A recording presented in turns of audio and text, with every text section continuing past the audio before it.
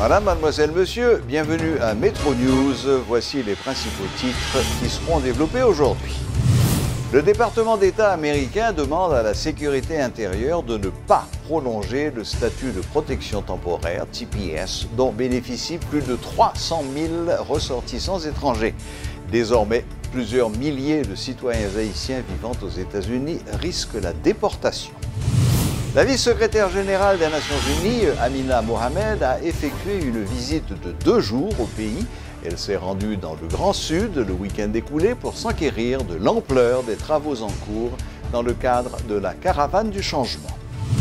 Comme annoncé, l'heure nationale a reculé de 60 minutes à partir de 2 h du matin dimanche dernier.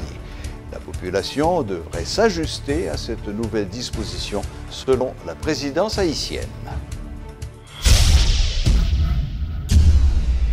Metro News vous est apporté par Haytrack, l'esprit bâtisseur, et Inoto SA, concessionnaire des véhicules Toyota. L'huile mobile, c'est qualité et performance qui fait partie de toute activité que nous entreprenons chaque jour dans la vie.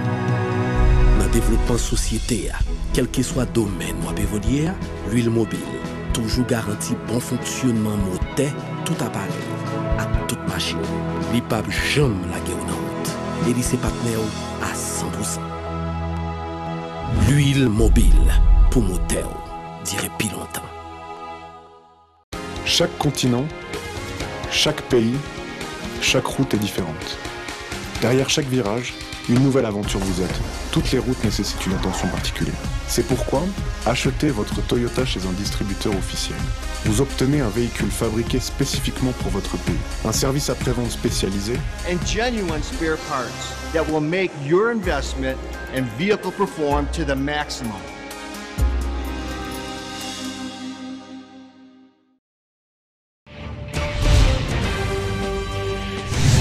Selon le météorologiste Rudolf Omer Victor, il y aurait un vaste talweg, creux en altitude, qui se construit sur le nord-ouest des Caraïbes.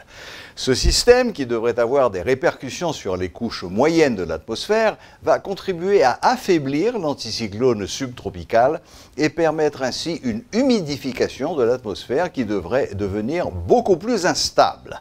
En surface, la progression du creux vers le sud-est va provoquer un changement de direction des alizés, ce qui va permettre à une zone humide de s'orienter du sud-est vers le nord-ouest en direction des Grandes Antilles. Cette prévision couvre la période du lundi 6 au dimanche 12 novembre prochain. Environ 50 000 Haïtiens risquent la déportation massive au cas où le statut de protection temporaire, TPS, dont ils sont bénéficiaires, ne serait pas renouvelé.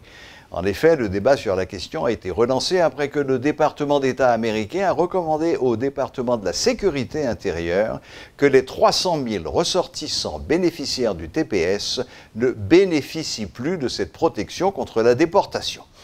La semaine dernière, le secrétaire d'État américain, Rex Tillerson, dans une correspondance à la secrétaire du département de la sécurité intérieure, Hélène Duke, a informé que les conditions en Amérique centrale et en Haïti ne justifiaient plus le maintien du TPS.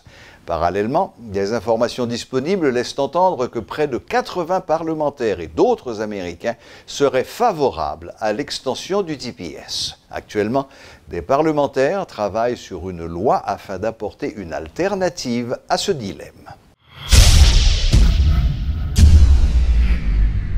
Le coordonnateur par intérim de l'Organisation du Peuple en lutte, OPL, Invelt Chéri, émet des doutes sur l'application réelle de la loi sur le financement des partis. L'ancien sénateur s'est inquiété des retards accumulés dans le processus de décaissement, alors qu'il estime qu'un financement adéquat permettrait enfin aux partis haïtiens de se structurer. Au départ, je comprends qu'il y a une bonne volonté pour faire ça réussir.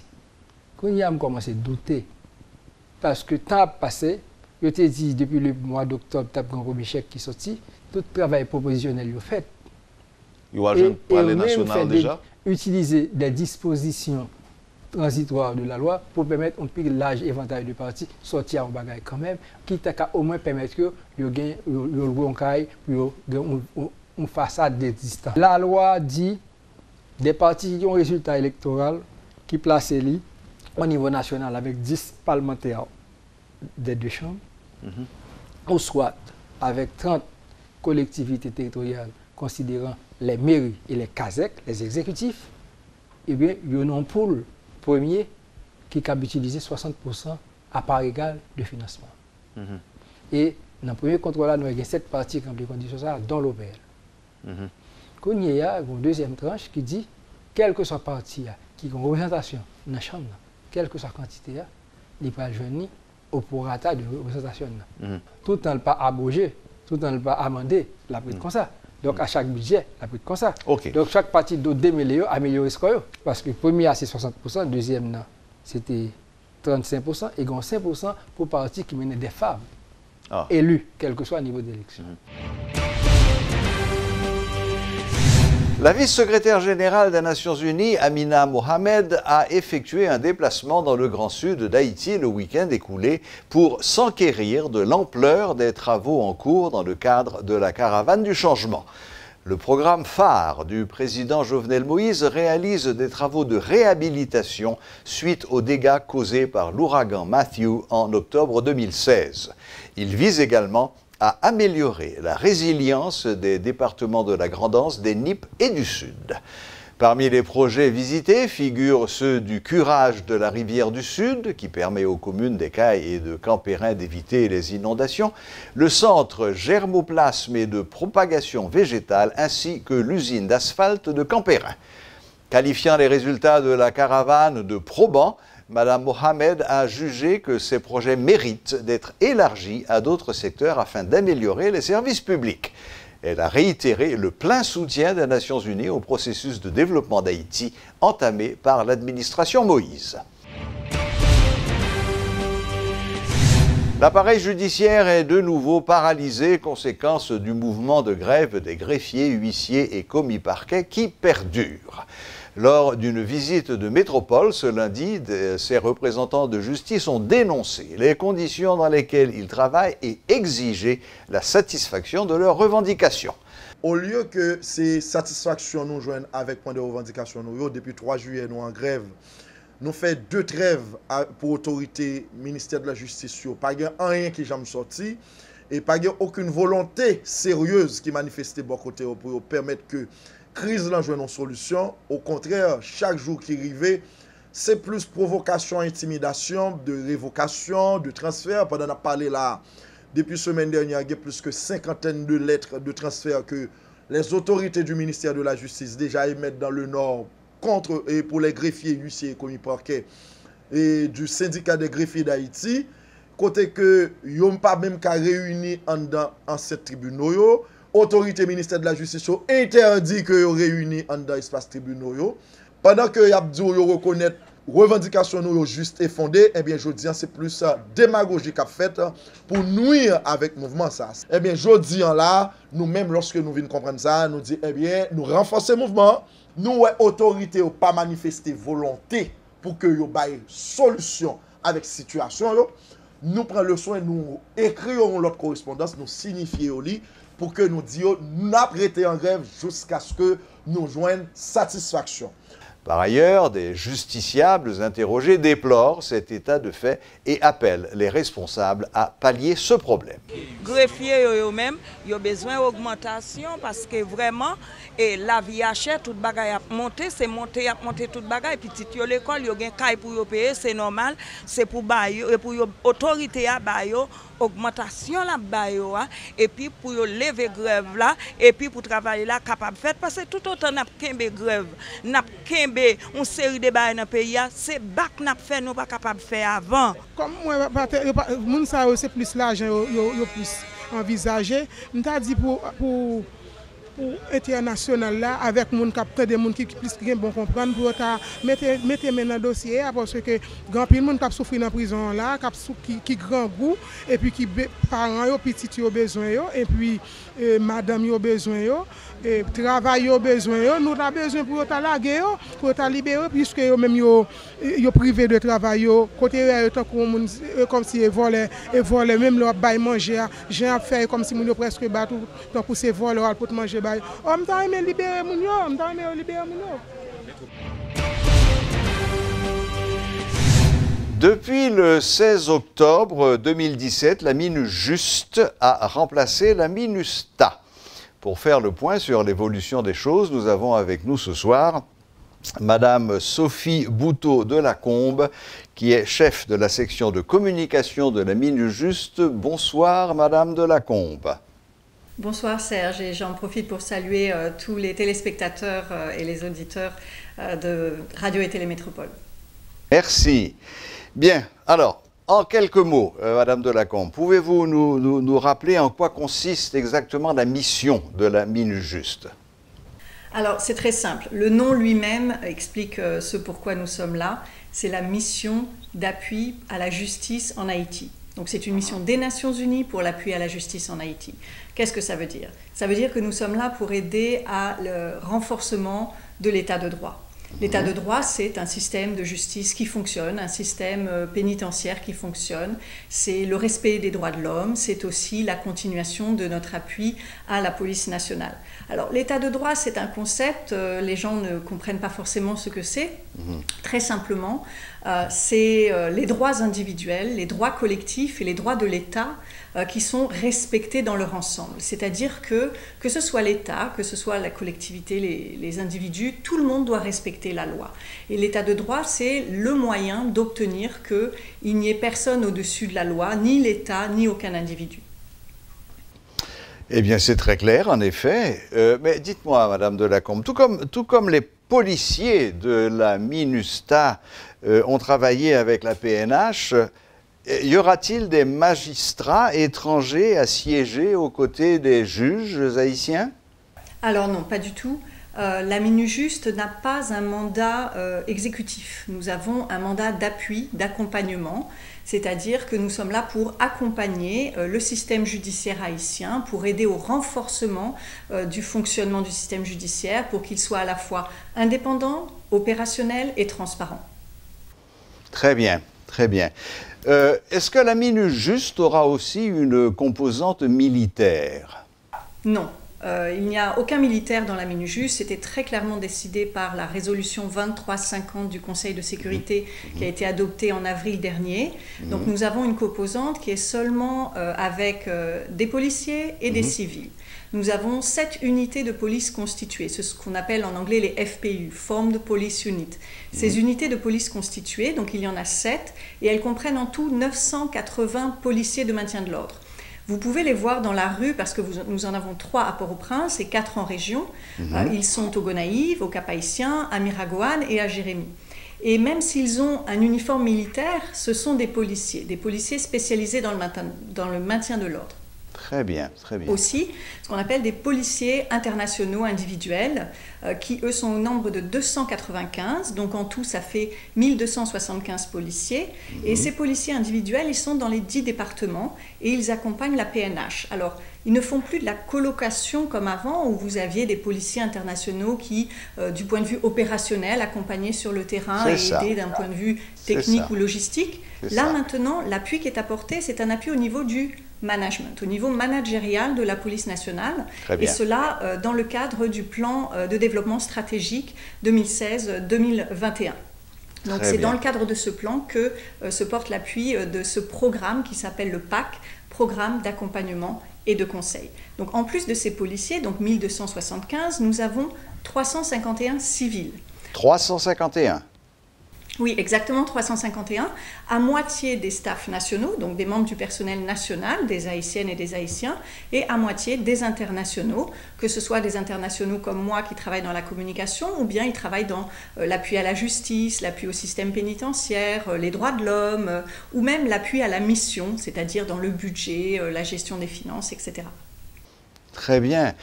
Parlant de budget, justement, à combien s'élève l'enveloppe de la MINUJUST, si ce n'est pas indiscret? Non, il n'y a rien d'indiscret dans cela puisque tout est transparent aux Nations Unies. La seule chose, c'est que le budget n'a pas encore été voté. Vous le savez, il y a une assemblée législative, c'est le 5e comité qui vote le budget et ce n'est pas encore fait. Alors nous travaillons pour l'instant, ça fait que 3 semaines que nous sommes là. Oui. Nous travaillons avec un budget provisoire et lorsqu'il sera voté, ce budget, j'aurai plaisir à vous donner l'information du montant. Je peux vous donner le montant du précédent budget, ça peut donner un ordre d'idée, puisque la MINUSTAH, sur son dernier budget, donc 2016-2017, avait un budget de 90 millions de dollars, ce qui était très réduit déjà comparé aux autres années, et il faut s'attendre à ce que la MINUJUST ait un budget encore plus réduit. Oui, vous êtes nettement moins nombreux aussi. Absolument. Oui. Avec un mandat qui est vraiment très focalisé sur un domaine particulier, l'état de droit. Très pointu. Dites-moi, madame, pour terminer peut-être, Susan Page a remplacé Sandra Honoré en tant que représentante spéciale et chef de la mission. En quoi leur mission est-elle différente? Alors, les représentants spéciaux du secrétaire général ont tous la même fonction et le même rôle pour toutes les missions de maintien de la paix. Il y en a 15 aujourd'hui dans le monde. La MINUJUST fait partie donc de ces 15 missions de maintien de la paix. Et le rôle en fait du représentant spécial, c'est de représenter le secrétaire général à la fois donc, dans le pays. Donc c'est la représentante spéciale du secrétaire général des Nations Unies en Haïti. Donc elle représente ici en Haïti. Et donc elle dirige les Nations Unies dans le pays. C'est-à-dire que nous avons la MINUJUST, mais nous avons aussi 19 agences, fonds et programmes des Nations Unies. Et ces 19 agences, fonds et programmes constituent ce qu'on appelle l'équipe pays. Et cette équipe pays travaille dans le cadre de l'appui humanitaire, l'appui au développement. Et la MINUJUST est une mission intégrée. Ce qui veut dire que, en tant que chef de la MINUJUST, elle travaille en coordination avec son numéro 2, qui est le représentant spécial adjoint, donc M. Mamadou Diallo, le docteur Mamadou Diallo. Mamadou Diallo, oui. Déjà, voilà, lors de la conférence de presse qu'il a faite la journée internationale des Nations Unies. Et donc, le docteur Diallo, c'est lui le coordonnateur résident de ces agences, fonds et programmes des Nations Unies en Haïti. Et il est également le numéro 2 de la MINUJUST. Donc, c'est vraiment une mission intégrée. C'est ça. Pourquoi? Parce que, vous l'avez vu, et c'est Metro News, donc on parle des news, nous avions dernièrement dans nos murs la vice-secrétaire générale des Nations Unies qui était là et qui a expliqué qu'on est dans une nouvelle ère du partenariat entre les Nations Unies et Haïti, avec un nouveau leadership au niveau des Nations Unies, mais aussi un nouveau leadership au niveau d'Haïti. Et dans ce cadre-là, donc dans ce partenariat-là, ce nouveau partenariat, donc les Nations Unies sont là pour appuyer le cheminement d'Haïti vers le développement, ce développement économique et social qui est si important pour toutes les Haïtiennes et pour tous les Haïtiens, pour qu'ils puissent en avoir les bénéfices au quotidien. Et les Nations Unies sont là pour appuyer donc, ce cheminement vers le développement. Et la MINUJUST en fait partie, parce qu'il faut, pour qu'il y ait ce développement social et économique, il faut qu'il y ait la stabilisation, la stabilité. C'est pour ça qu'il y a eu la MINUSTAH. Et maintenant, nous sommes dans cette consolidation, la préservation des gains de cette stabilité pour permettre de construire ce développement économique et social. Bon, eh bien, Madame Sophie Bouteau de Lacombe, vos explications ont été parfaitement claires et précises et je vous remercie. Tous les téléspectateurs de Métropole vous remercient également de nous avoir accordé cet entretien. Encore merci et bonne fin de journée. À vous aussi, et puis m'a espéré peut-être prochaine fois, nous capables de faire interview ça en créole, prochaine fois, si vous pensez, parce que ça qui est important, c'est que nous capables d'expliquer toute bagaille ça pour tout Haïtien, toute Haïtienne. Et c'est pas tout le monde qui parle français, donc moi espérer que nous gagne opportunité l'autre fois pour parler créole avec tout le monde. Pas aucun problème, Madame Sophie Bouteau de Lacombe, pas aucun problème pour nous faire en créole. Si vous avez dit ça d'ailleurs, depuis la première fois que j'ai commencé l'interview, nous avons fait en créole. Mais comme on va tourner pour venir dans l'autre explication, la prochaine fois, on va faire en créole. Avec grand plaisir. Voilà. Merci, au revoir. Au revoir. Haïti reçoit le 3e forum de l'Amérique latine et des Caraïbes sur le VIH-Sida. Durant 3 jours, des experts, notamment de la finance, vont discuter des possibilités de rendre plus pérenne la riposte à ce fléau dans la région. Les acteurs doivent dégager des perspectives en vue du respect de l'engagement de mettre fin à l'épidémie de sida d'ici 2030. Le Premier ministre Jacques-Guy Lafontant, qui a participé à la cérémonie de lancement du forum, a exprimé la volonté de son gouvernement de participer activement à cette lutte en mettant les moyens à la disposition des acteurs. En 2015, le monde entier s'est fixé comme ambition d'ici 2020 d'atteindre l'objectif 3,90, c'est-à-dire 90% des personnes connaissent leur statut sérologique, 90% des personnes qui connaissent leur séropositivité sous traitement antiviral, 90% des personnes sous traitement ont une charge virale supprimée, faisant en sorte qu'elles restent en bonne santé tout en réduisant le risque de transmission du VIH. L'atteinte de cet objectif ne saurait se réaliser sans la prévention qui est un volet essentiel dans la lutte contre le sida. Ce volet, bien qu'ayant enregistré des résultats remarquables, a connu une baisse d'attention ces dernières années. En ma qualité de Premier ministre, je fais mien l'adage qui dit « mieux vaut prévenir que guérir » et je mesure toute la portée du thème choisi cette année. C'est pourquoi je voudrais ici solliciter de tous les membres de mon gouvernement leur soutien dans la réponse au VIH-Sida qui nécessite des interventions transversales. Je demande surtout aux ministres faisant partie du Country Committee Management, CCM, structure multisectorielle et présidée par la Première Dame de la République, de mettre tout en œuvre pour une participation active du gouvernement dans cette lutte au sein du CCM, qui, entre autres, vise aussi d'autres pathologies comme la tuberculose et la malaria. De près ou de loin, je veillerai à ce que cette participation soit efficace. Soyez-en assurés. L'heure nationale a été reculée de 60 minutes à partir de 2 h du matin dimanche dernier. Une semaine à l'avance, le secrétariat général de la présidence avait fait part de cette décision dans une note rendue publique. La population devrait s'ajuster à cette nouvelle disposition en faisant reculer d'1 heure montres et horloges afin d'éviter des contretemps dans ses activités quotidiennes. À noter que depuis 2011, sous l'administration du président Martelly, Haïti a renoué avec le changement régulier de l'heure nationale. Cette activité s'effectue à 2 moments de l'année, chaque 2e dimanche du mois de mars et chaque 1er dimanche du mois de novembre. Voilà, la boucle est bouclée. Merci de votre fidélité et à la prochaine, même heure, même chaîne.